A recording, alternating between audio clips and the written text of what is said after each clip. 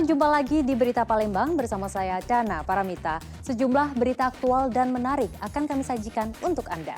Berikut 3 berita utama pagi ini. Sepasang suami istri terluka bakar, diduga akibat ledakan pipa di kawasan Pertamina Limau, Field Area SKG 1 Prabu Muli.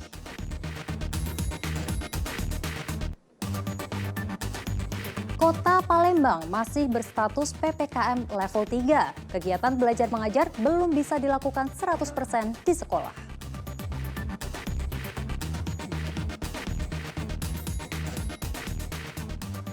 Pasca Lebaran, jumlah pemohon pelayanan SIM di Polrestabes Palembang meningkat hingga 40% dibanding hari biasa.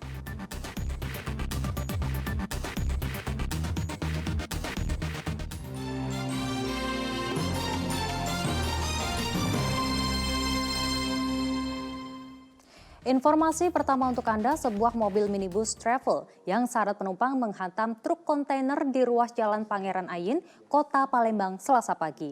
Akibat peristiwa ini, 4 penumpang menderita luka berat dan 6 orang lainnya luka ringan. Diduga kecelakaan disebabkan sopir travel yang mengantuk. Kecelakaan yang melibatkan mobil travel dengan sebuah truk kontainer terjadi di Jalan Pangeran Ayin, Kota Palembang. Kuatnya benturan membuat mobil travel mengalami kerusakan yang cukup parah. Bagian depan mobil tersebut ringsek dan membuat supir terjepit setir. Kecelakaan bermula saat mobil travel yang dikemudikan Susanto melaju kencang dari arah kebun sayur menuju simpang balai latihan kerja di lokasi kejadian. Tiba-tiba mobil oleng ke kanan dan menghantam truk kontainer yang datang dari arah berlawanan. Diduga kecelakaan terjadi karena supir mobil travel mengantuk.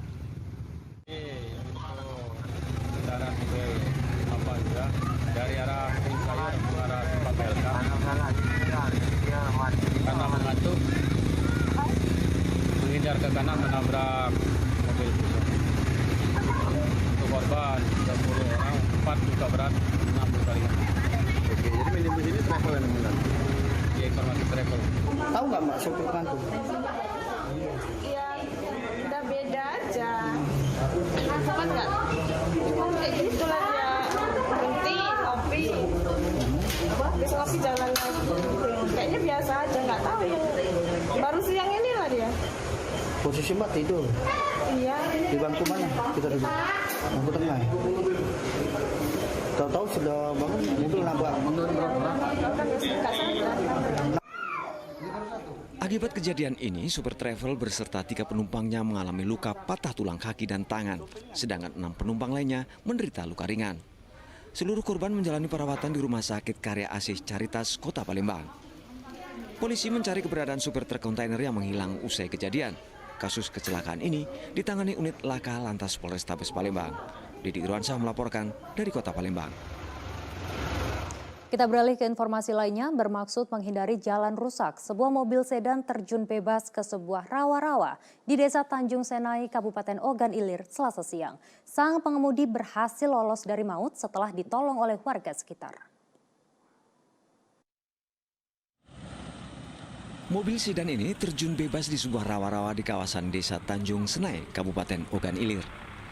Mobil dalam posisi tergulung sehingga hanya terlihat salah satu ban depannya. Beruntung supir mobil berhasil lolos dari maut setelah ditolong oleh warga sekitar. Kecelakaan tunggal ini bermula saat mobil yang dikemudikan Fikri melaju kencang dari arah kawasan perkantoran pemerintah Kabupaten Ogan Ilir menuju Desa Sakatiga. Saat akan menghindari jalan rusak, supir hilang kendali sehingga mobil masuk ke sebuah rawa-rawa. Diduga sang supir kurang konsentrasi saat mengendarai kendaraannya. Laporkan telah terjadi kecelakaan out control mobil Vios yang datang dari arah perkantoran Bupati menuju Sakatiga karena bahu jalan terlalu tinggi sehingga mengakibatkan terjatuh out control dan terjatuh di rawa-rawa. Dalam hal kecelakaan ini tidak ada korban melainkan kerugian material. Kasus menceburnya mobil di kawasan ini bukan pertama kali terjadi. Ruas jalan yang berada di tengah rawa-rawa serta tidak memiliki pagar pengaman menjadi salah satu penyebab kecelakaan selama ini. Kondisi ini semakin diperparah dengan konstruksi jalan yang rusak. Didi Irwansyah melaporkan dari Kabupaten Ogan Ilir. Warga desa Kemang Tanduk, Kota Prabu Mulih panik akibat terjadinya ledakan dari lokasi Pertamina Limau pada Senin pagi. Menyusul terjadinya ledakan, dilaporkan 2 warga menderita luka bakar.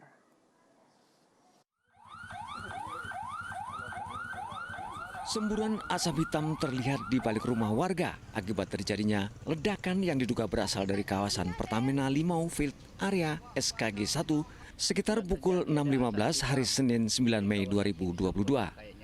Akibatnya, sepasang suami istri warga Kelurahan Patih Galung, Kecamatan Prabu Mulih yang hendak ke kebun menderita luka bakar. Keduanya langsung dibawa ke rumah sakit. Anggota DPRD Prabu Mulih, Riza Apriansa yang merupakan warga setempat, membenarkan adanya ledakan tersebut. Warga yang ketakutan sempat mengungsi karena khawatir adanya ledakan susulan, karena di sekitar mereka memang banyak terdapat pipa dan gas. Wilayah Kemang Tanduk itu terlalu dekat dengan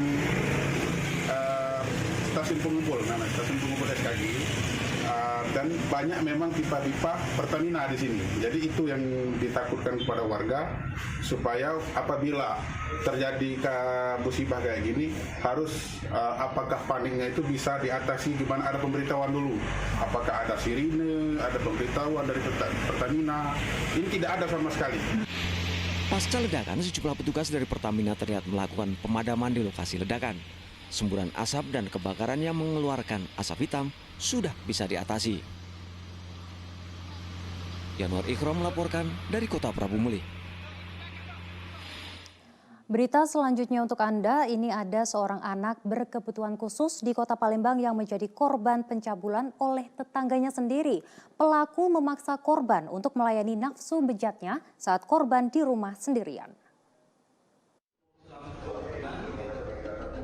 Tidak terima dengan perlakuan tetangganya, seorang perempuan berinisial S mendatangi SPKT Polrestabes Palembang.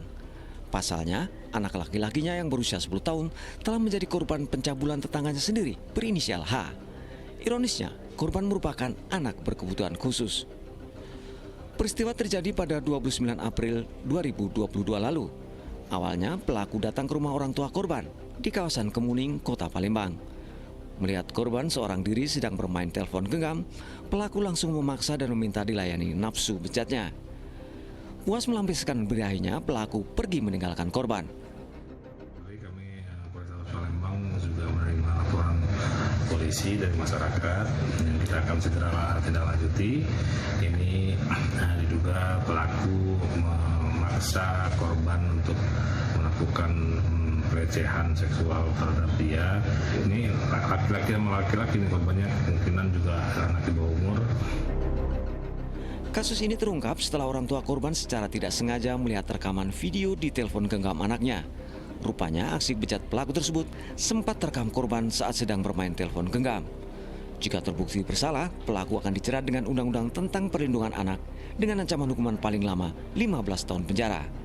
Didi Irwansyah melaporkan dari Kota Palembang. 10% aparatur sipil negara di Kabupaten Ogan Ilir diketahui belum masuk kerja pasca libur Lebaran. Absennya ASN diketahui setelah dilakukan sidak oleh Sekda Kabupaten Ogan Ilir.